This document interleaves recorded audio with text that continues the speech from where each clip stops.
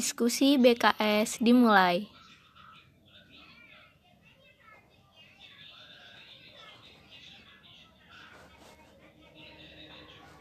Bismillahirrahmanirrahim. Assalamualaikum warahmatullahi wabarakatuh. Alhamdulillahirabbil alamin wassalatu wassalamu ala asyrofil anbiya'i wal mursalin wa ala alihi wa sahbihi ajma'in. Allahumma shalli ala Muhammadin sallallahu alaihi wasallam wa farrij an ummati Muhammadin sallallahu alaihi wasallam warham ummata Muhammadin sallallahu alaihi wasallam wa ansyur wahfaz wa ayyid nahdatal watani fil alamin bi haqqi Muhammadin sallallahu alaihi wasallam. Amma ba'du.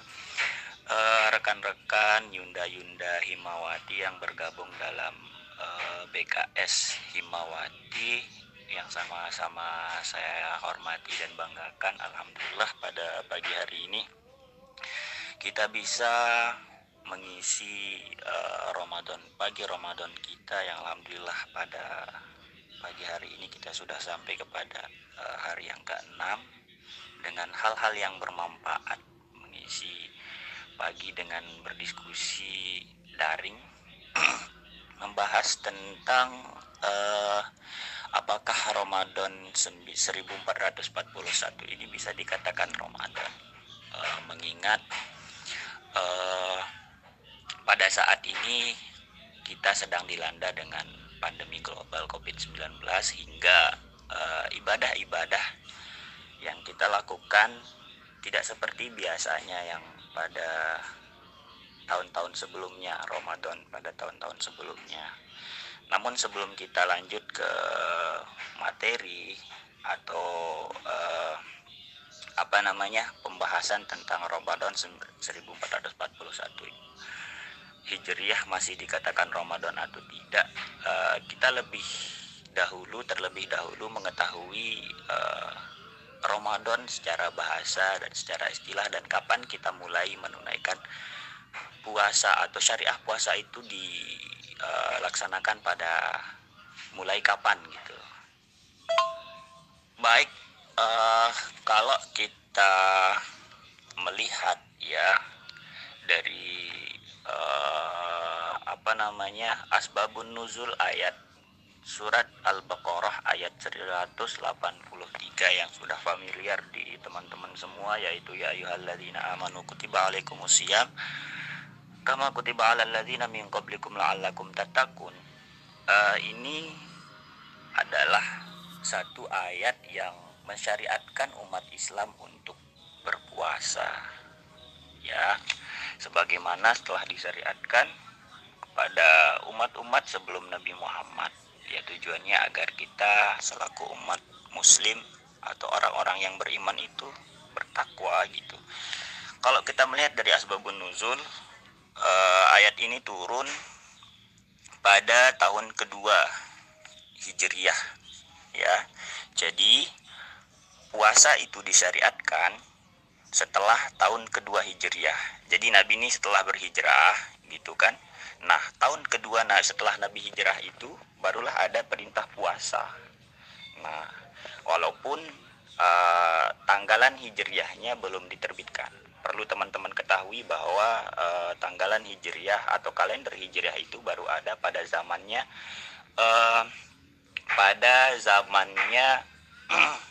Umar bin Khattab ya. Jadi ketika kita mengatakan bahwa tahun kedua hijrah puasa dilaksanakan, maka Nabi Muhammad SAW melaksanakan puasa itu selama 9 kali Ramadan atau 9 tahun. Selama 9 tahun itu menurut Syekh Hasan Al-Mashad dalam kitabnya Ishab Ahlul Iman. Nah, kemudian perlu kita tahu bahwa asal kata Ramadan itu apa? Ya. Asal kata Ramadan itu apa? Ramadan terambil dari kata ismul ladzi la yunsharif, yaitu ar-ramdun. Ramdo. Ya, yang artinya bisa kita artikan ihtaraqah, sama seperti ihtaraqah itu membakar. Maka membakar di sini dua kemungkinan. Seperti yang dikatakan Syekh Hasan Al-Mashad, dua kemungkinan membakar itu di sini kita maknakan. Yang pertama, membakar atau rasa panas yang kita rasakan ketika kita melaksanakan puasa itu lapar dan haus. kedua, Ramadan diartikan sebagai pembakaran dosa-dosa yang telah kita laksanakan. Nah, itu mungkin pengertian singkat dari Ramadan secara bahasa, ya. Kemudian kita lanjut kepada ibadah yang disyariatkan pada bulan Ramadan, yaitu berpuasa, ya, sebagaimana yang dikatakan Rasulullah Shallallahu Alaihi Wasallam dalam hadisnya, man soma Ramadana imanan wahtisaban ghufira lahu ma taqaddama min dzambi. Barang siapa yang melaksanakan puasa pada bulan suci Ramadan dengan iman dan ketulusan, maka dosa-dosanya akan diampuni, ya. Maka dosa-dosa yang telah berlalu akan diampuni, yaitu dosa-dosanya dari dia balik sampai ketika dia melaksanakan puasa tersebut. Itu kurang lebih makna dari hadis ini, ya. Kemudian ada yang menarik kita bahas di sini adalah kata-kata imanan wahtisaban, yaitu dengan dia melaksanakan puasa itu dengan keimanan dan ketulusan. Perlu teman-teman ketahui kalau iman itu adalah perkara batin, perkara hati gitu. Jadi untuk merealisasikan iman itu dalam bentuk pekerjaan atau bentuk amal soleh, maka banyak ayat-ayat Al-Quran setelah mengatakan iman itu pasti diiringi dengan amal soleh. Misalkan dalam surat Al-Baqarah, wa basyiril ladzina amanu wa amilus solihat. Kemudian di awal surat Al-Baqarah juga ciri-ciri orang yang beriman itu salah satunya adalah dia mengamalkan amal solehnya.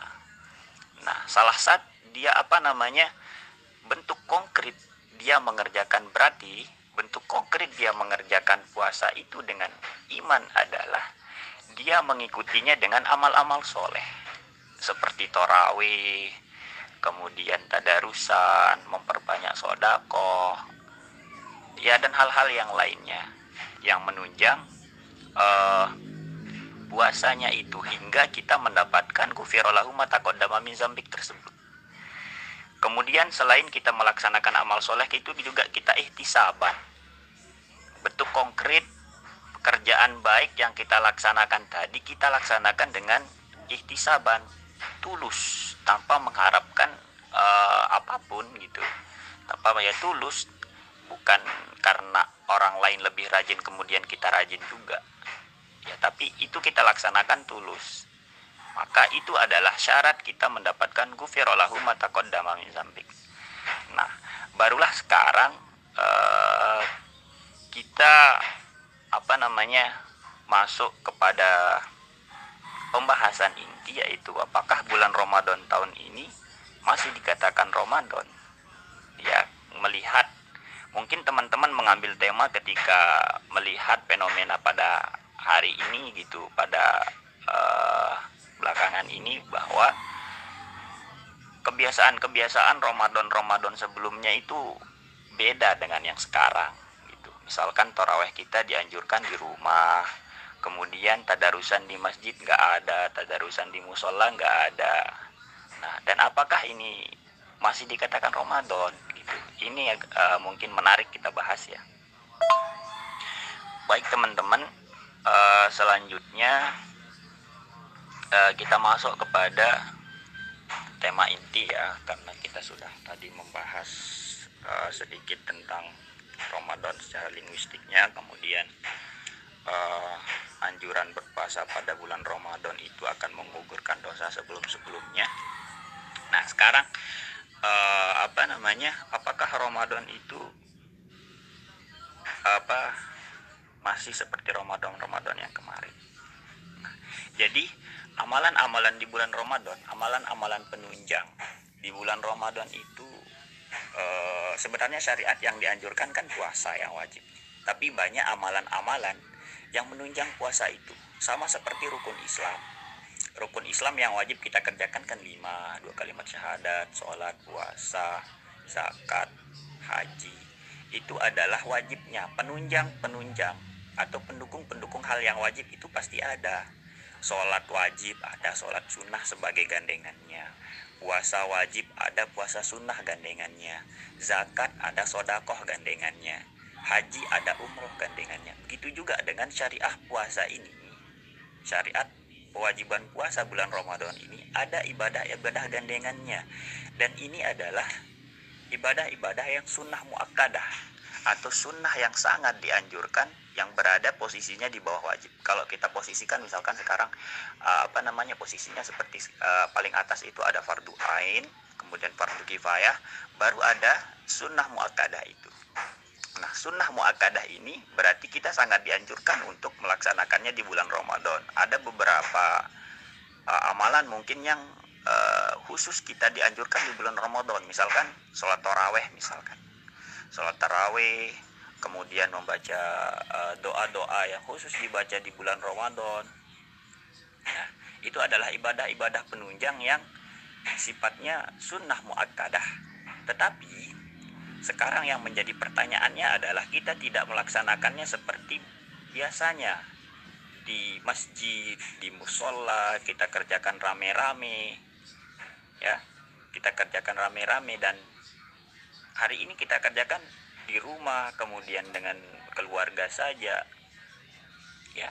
Mungkin ya bagi kita yang sudah biasa melaksanakan di masjid rame-rame itu ada yang beda gitu, dan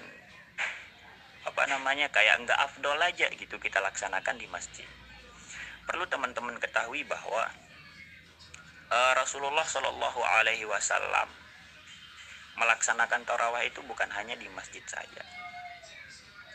Makanya kita yang tarawihnya 23 rakaat itu, ada hadis yang mengatakan kan bahwa Rasulullah Shallallahu Alaihi Wasallam itu mengerjakan tarawih 8 rakaat. Nah, kemudian ternyata Rasulullah Shallallahu Alaihi Wasallam menurut riwayatnya Umar bin Khattab itu melanjutkannya lagi di rumah hingga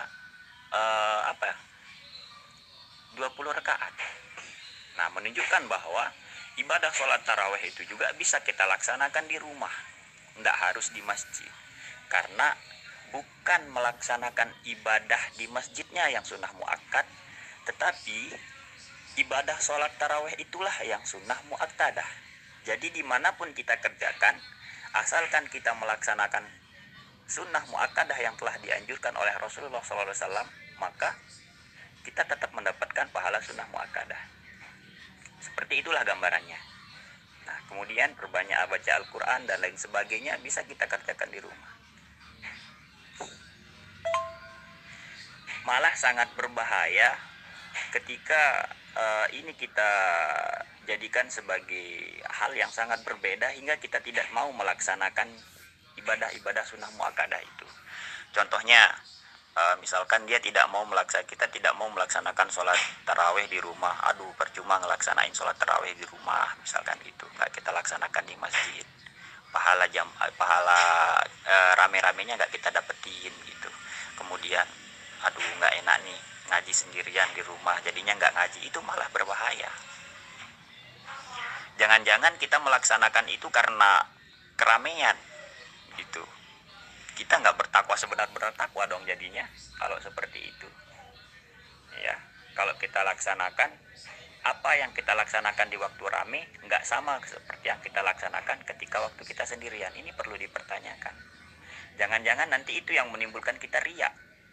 Dan kalau menurut saya ini malah sebagai kesempatan kita ketika melaksanakan sesuatu semuanya di rumah, ibadah semuanya di rumah, itu saya rasa kesempatan yang bagus untuk kita merealisasikan kata mutiara yang sering kita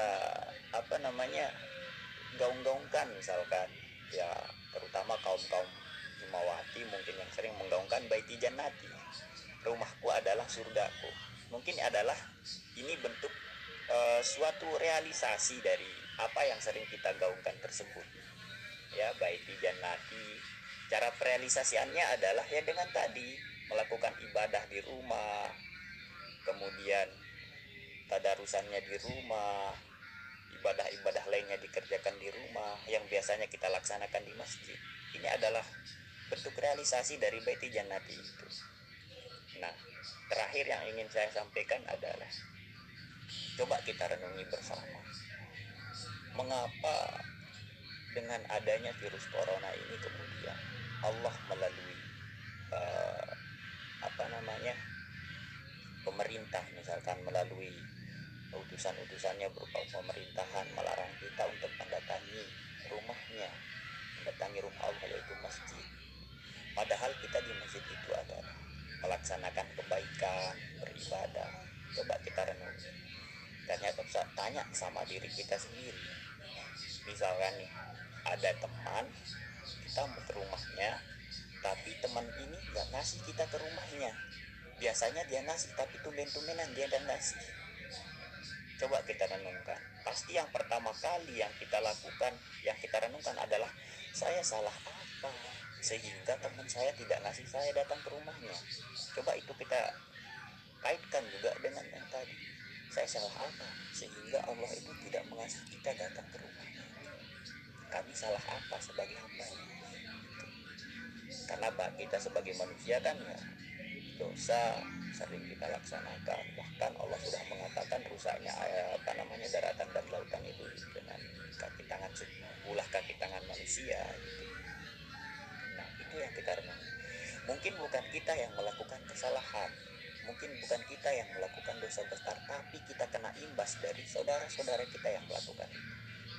Coba kita renungi, dan itu sebagai bahan introspeksi diri kita untuk sama-sama banyak-banyak bertobat. Mumpung kita masih berada di bulan Ramadan, gak ada bulan selain bulan Ramadan yang dijanjikan bahwa ampunan dosa, pahala dilipat gandakan, dan banyak lagi keutamaan-keutamaan yang lain. Dan seperti katanya hadis tadi juga kan yang mengatakan 10 pertama bulan Ramadan itu adalah sebagai rahmat, 10 keduanya adalah maghfirah atau ampunan, kemudian 10 ketiganya adalah terhindar dari api neraka.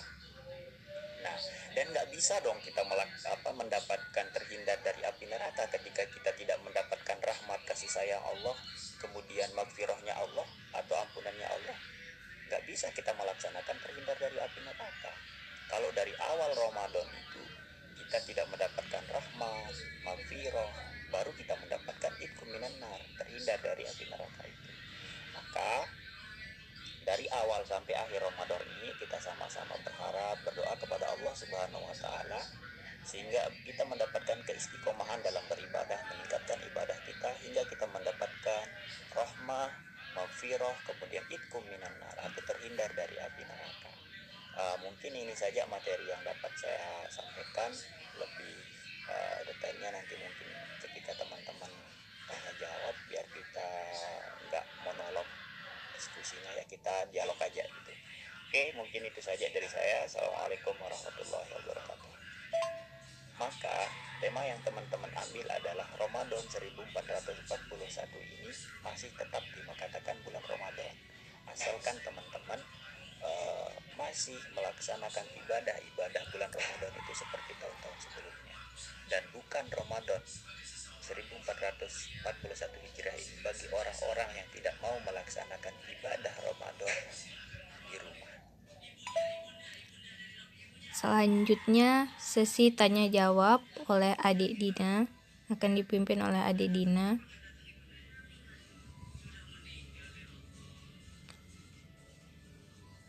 Pertanyaan pertama oleh Yunda Fajri. Oh, salah. Adik Muna. Namanya salah. Ini pertanyaannya.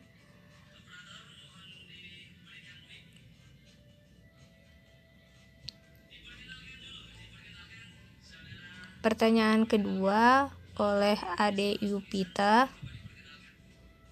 Ini pertanyaannya.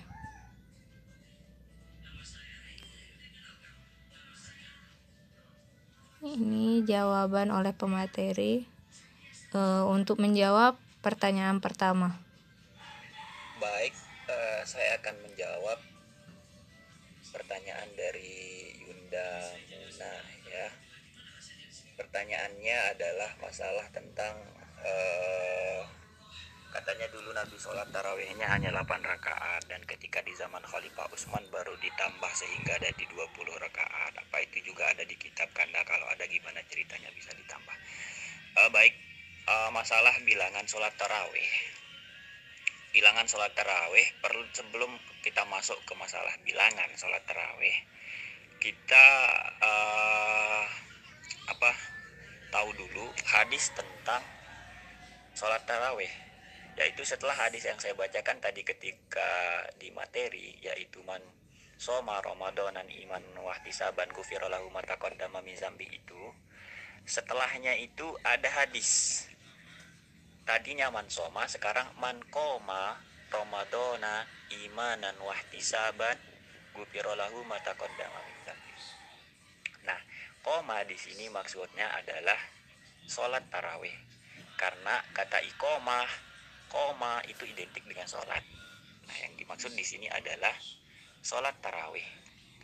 Nah, kemudian masalah bilangan,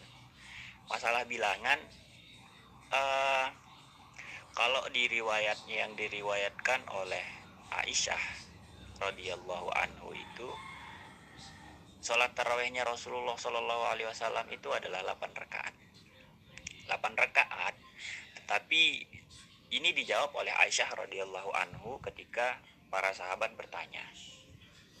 Kemudian, namun setelah disebutkan 8 rakaat oleh Aisyah radhiyallahu anhu, dan itu pun yang dilaksanakan itu adalah 4 rakaat salam, 4 rakaat salam, kemudian baru witir. Tapi Aisyah mengatakan, jangan pertanyakan masalah jangan pertanyakan masalah kebaik atau kualitas sholatnya Rasul dan panjang pelaksanaan sholat tarawihnya Rasul. Karena di dalam riwayat lain, 1 rakaat sholat tarawihnya Rasul itu adalah 100 ayat Al-Quran yang dibaca setelah surat Fatihah itu 100 ayat. Bahkan ketika Abdullah ibnu Mas'ud ngikut sholat tarawih sama Rasul, jadi makmumnya Rasul, itu Rasul satu rakaatnya itu membaca surat Al-Baqarah sampai surat An-Nisa habis 1 rakaat. Coba dibayangkan. Makanya Aisyah itu mengatakan, jangan tanyakan masalah kualitas sholatnya Rasul dengan panjang sholatnya Rasul. Ya. Kemudian ada juga riwayat yang mengatakan sholat sunnah itu dilaksanakan masna-masna, 2 kali salam, 2 rakaat salam, 2 rakaat salam, 2 rakaat salam. Nah, kemudian barulah ini yang 20 ini adalah inisiasi dari Umar bin Khattab, ya. Yang 20 ini adalah inisiasi dari Umar bin Khattab. Karena melihat kualitas manusia semakin jauh dengan Nabi, maka kualitas sholatnya semakin berkurang. Maka kan ini tujuannya sholat tarawih ini adalah untuk memperbanyak baca Al-Quran sebenarnya, ayat dalam bacaan sholat itu. Maka semakin banyak rakaat sholat kita dan semakin banyak bacaan Quran kita, kan makin bagus gitu gambarannya. Jadi Umar bin Khattab supaya nggak bosan orang-orang ini karena 8 rakaat ayatnya panjang-panjang, dibuat jadi 20 rakaat, namun ayatnya nggak terlalu panjang, tapi tujuannya sama, yaitu biar di dalam sholat tarawih itu yang lebih diutamakan adalah bacaan Qurannya, karena Ramadan ini adalah syahrul Quran. Nah, mungkin itu kurang lebih jawaban dari saya. Nanti kalau ada tanggapan silahkan ditanggapi. Saya akan menjawab pertanyaan kedua dari Yunda Firahili, masalah esensi dari Ramadan. Ramadan adalah salah satu bulan, ya. Di bulan Ramadan itu ada salah satu syariah yang harus kita laksanakan dan termasuk rukun Islam, yaitu puasa sebulan selama bulan Ramadan. Jadi esensi dari puasa itu sendiri adalah takwa. peningkatan, ajang atau kesempatan untuk meningkatkan takwa. Karena semua ibadah yang diperintahkan oleh Allah Subhanahu wa taala kepada hambanya itu adalah esensinya takwa. Peningkatan kualitas takwa. Karena wa ma khalaqtul jinna wal insa illa liya'budun. Jadi tujuan Allah menciptakan manusia kan untuk menyembah. Jadi esensi dari setiap penyembahan kita, setiap menjalankan perintahnya Tuhan itu adalah esensinya adalah takwa, meningkatkan ketakwaan. Jadi rumusnya seperti ini. Ketika Allah Subhanahu wa taala menurunkan perintah bagi orang-orang yang beriman, itu adalah rumusnya iman. Kalau dia sudah beriman, kemudian amal soleh, baru endingnya atau esensinya dari iman dan amal soleh itu adalah peningkatan ketakwaan. Atau bahkan kalau di dalam Quran nanti takwanya yang duluan, tapi takwanya itu direalisasikan dengan keimanan dan melaksanakan amal soleh. Intinya nggak lepas dari hal yang tiga: iman, amal soleh, dan esensinya adalah peningkatan ketakwaan. Oke, saya akan coba jawab pertanyaan dari Yunda Yuvita, masalah kegelisahan hatinya mungkin ini ya, melihat orang-orang yang tidak melaksanakan sholat tarawih karena mengharapkan sholat tarawih berjamaah di masjid karena nggak bisa mengimami mungkin ya. Yang pertama, kalau kita melihat hukum dari sholat tarawih itu adalah sunnah muakkadah, yaitu sunnah yang sangat dianjurkan. Jadi pengertian sunnah itu adalah bila kita kerjakan kita mendapatkan pahala, dan bila kita tinggalkan kita tidak mendapatkan apa-apa. Jadi ketika kita tidak bisa melaksanakan sholat tarawih, tidak melaksanakan sholat tarawih, nggak mendapatkan dosa, nggak mendapatkan pahala juga. Tapi ghufira lahu ma taqaddama min dzambi, yang saya sebutkan tadi di awal materi itu, atau pengampunan dosa yang telah lalu itu mungkin nggak akan kita bisa dapatkan. Karena salah satu ibadah muakkad atau sunnah muakkad di bulan Ramadan yang dianjurkan itu, bahkan di dalam hadis juga ada, itu kita nggak laksanakan. Jadi ghufira lahu ma taqaddama min dzambi itu nggak kita dapatkan.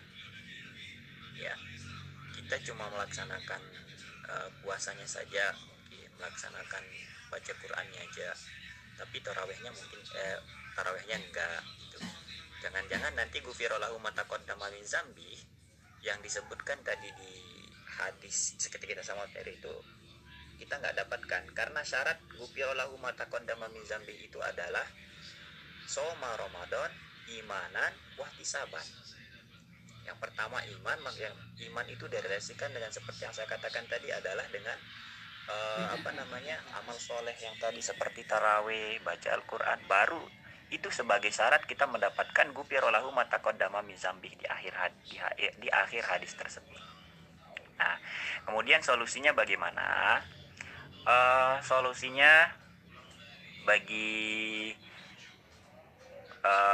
orang-orang yang nggak melaksanakan tarawih karena nggak ada imamnya, masa di satu kampung itu nggak ada satu rumah yang melaksanakan sholat tarawih. Yang mungkin nggak melaksanakan di rumah sendiri, ya silahkan datang ke rumah tetangga-tetangganya untuk melaksanakan sholat tarawih. Ya kalau di rumah saya pribadi banyak tetangga-tetangga yang datang ke sini untuk sholat tarawih, ya bisa lumayan sih makmumnya sampai belasan orang. Nah itu mungkin bisa jadi solusi, karena kalau mengharapkan misalkan keluarga di rumah nggak ada yang bisa jadi imam, ya silahkan numpang aja sholat tarawihnya di rumah-rumah tetangga itu, supaya kita tetap melaksanakan sholat tarawih secara berjamaah. Atau sholat tarawih sendirian juga nggak apa-apa, silahkan sholat tarawih sendirian nggak apa-apa. Mungkin kalau nggak ada imamnya, ya sholat tarawih sendirian aja, biar bacaannya sir gitu, bacaannya nggak kedengeran gitu. Ya nggak apa-apa, nanti kan baca ayat yang pendek-pendek terus, itu mungkin bisa jadi solusi.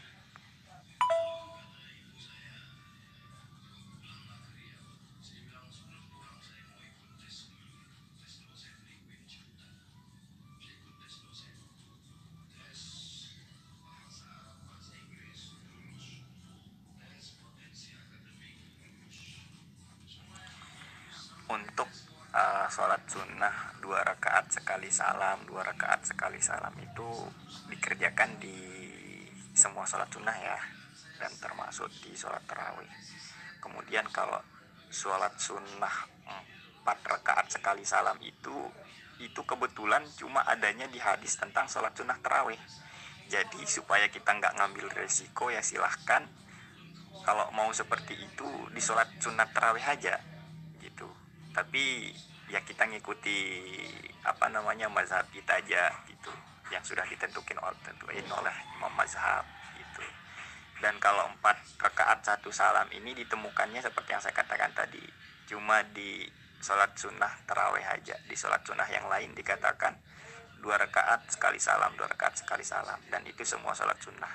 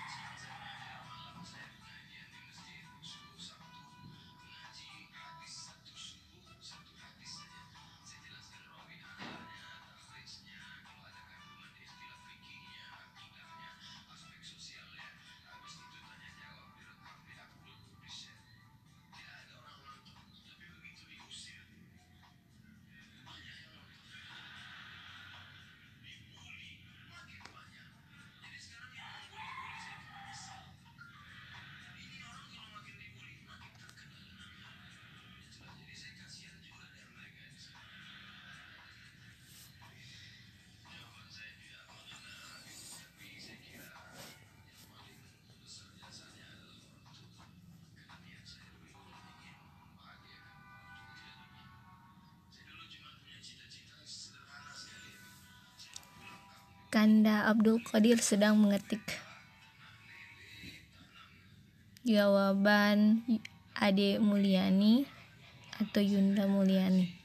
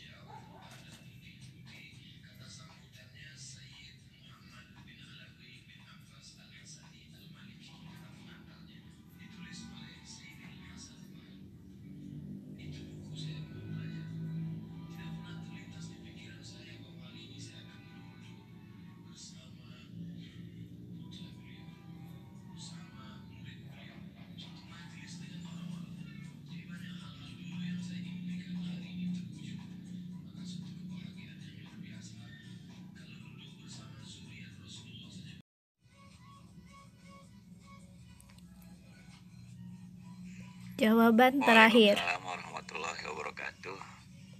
Baik, untuk kaum perempuan ya yang ingin melaksanakan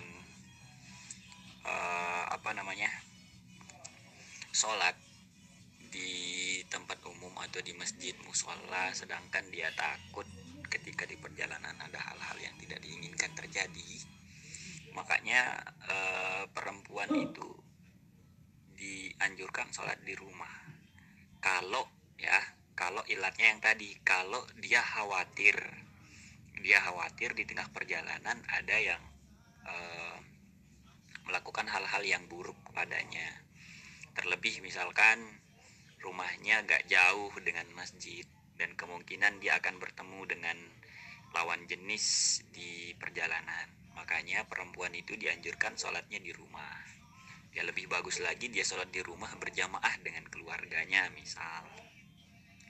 Nah kemudian kalau dia itu rumahnya dekat musola misalkan, jarak rumah musola dengan tidak jauh, atau ya dekat lah gitu, dan nggak ada kemungkinan akan menghadangnya atau membuat orang laki-laki itu melakukan hal-hal yang buruk, kita dianjurkan sholat berjamaah di masjid dan di musola, karena kita tahu pahala sholat berjamaah itu kan 27 derajat. Bahkan kalau sholat berjamaah di masjid ya, menurut Imam Syafi'i itu adalah sunnah. Ketika melaksanakan hal fardu kemudian ditambah dengan hal yang sunnah makin afdol. Tapi ada juga imam yang mengatakan sholat berjamaah bagi orang yang dekat rumahnya dengan masjid itu wajib. Maka bila dia tidak melaksanakan sholat jamaah padahal rumahnya dekat masjid, itu nggak dikatakan nggak sah sholatnya. Itu sebagian imam yang mengatakan begitu ya. Tapi kalau Imam Syafi'i, sholat jamaah itu adalah di masjid, itu adalah sholat sunnah muakkadah ya, dilaksanakan di masjid. Kemudian bagaimana caranya kalau menepis hal-hal yang seperti itu? Perempuan sholat di rumah, ada perkataan orang, ini perempuannya nggak baik, ini nggak soleha atau apa. Ya cara kita adalah sebagaimana cara yang dianjurkan oleh Rasulullah SAW ketika mencegah nahi mungkar itu. Yang pertama, bila kita mampu melawannya, maka kita lawan dengan kapasitas kita sendiri ya, tanpa bantuan. Misalkan dengan kapasitas kita ya, kalau kapasitas kita misalkan sebagai misalkan ibu kepala desa, misalkan ibu kades, kapasitasnya seperti itu ya, silahkan dilawan. Tapi bila kapasitas kita misalkan bila kita melawan akan mendapatkan perlawanan yang lebih dan tidak mampu kita hadapi, maka kata Rasulullah kan ya silahkan didoakan saja dalam hati supaya orang yang menjelek-jelekkan kita karena dicibir, karena nggak pernah sholat berjamaah atau apa, doakan saja dapat dalam hati sehingga dia mendapatkan hidayah. Seperti itu. Karena kapasitas kita sebagai manusia itu kan berbeda-beda. Ada kapasitas kita mampu untuk mencegah nahi mungkar itu langsung dengan aksi, tapi ada juga kapasitas kita karena mungkin ya kita masih muda, kemudian kapasitas kita di daerah kita nggak terlalu ada, ya silahkan cukup dengan doakan orang yang mencibir, orang yang mencemooh itu, orang yang memfitnah itu, didoakan supaya mendapatkan hidayah dari Allah Subhanahu wa Ta'ala. Ya kurang lebihnya seperti itu. Closing statement saya adalah beragama jangan hanya dengan hawa nafsu, jangan hanya dengan bersemangat, tetapi agama itu kita laksanakan dengan ilmu, kita laksanakan dengan pengetahuan. Dan agama Islam itu adalah kita memahami agama Islam itu dengan kafah, bukan hanya berbicara masalah ibadah, tapi muamalah kita sesama manusia yang lebih terpenting. Maka pada kesempatan hari ini ingin saya katakan, apapun instruksi pemerintah terkait dengan pelaksanaan ibadah silahkan kita indahkan, karena salah satu bentuk taat kita adalah taat kepada pemerintah.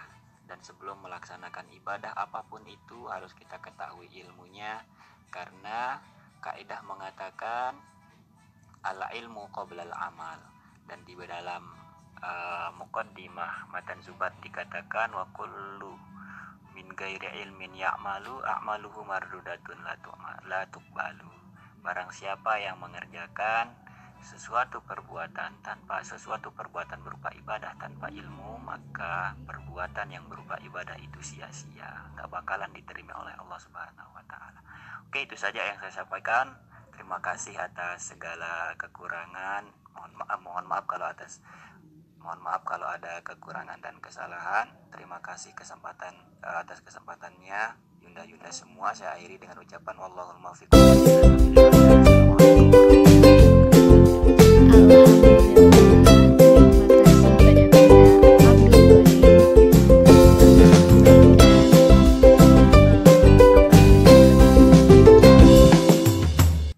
Menyampaikan pengetahuan ilmu untuk hari ini. Assalamualaikum warahmatullahi wabarakatuh.